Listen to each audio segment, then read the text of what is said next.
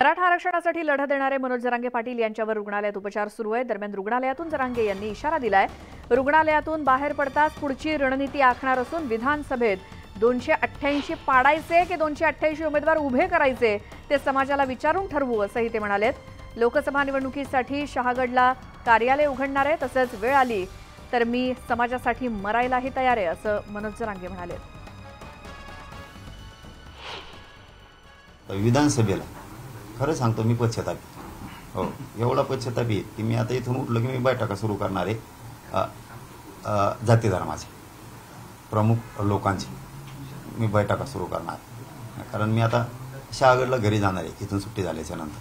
त्यामुळे मला सगळी रणनीती आखवायची पुढची सुद्धा। माझ्या समाजाला मी उघड्यावर पडून घेणार नाही। तिथं आम्हाला एक कार्यालय टाकायला लागतं मोठं या घडामोडीसाठी। मग सगळी वर्दळ इथं होण्यापेक्षा अंतरवाली टप्पे पाडावे लागणार आहेत आम्हाला त्याचे।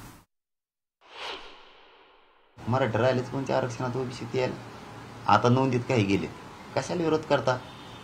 माझा तर सल्ला आहे, सल्ला देणं इतका मोठा मी नाही, पण माझं म्हणणं आहे त्यांना की तुम्ही उलट मराठ्यांच्या बाजूने व्हायला पाहिजे। ओबीसीच्या नेत्यांना राहिलेले घेऊन टाकले आनंदात, असे जाणारच आहेत। आनंदात घेऊन टाकले तर आपले समाज सुद्धा चांगले राहते। तुम्ही विरोध केला तरी मराठी आज चाललेतच, त्यामुळे ओबीसीतूनच घेणार आहे, त्याच्याशिवाय सुट्टीच नाही।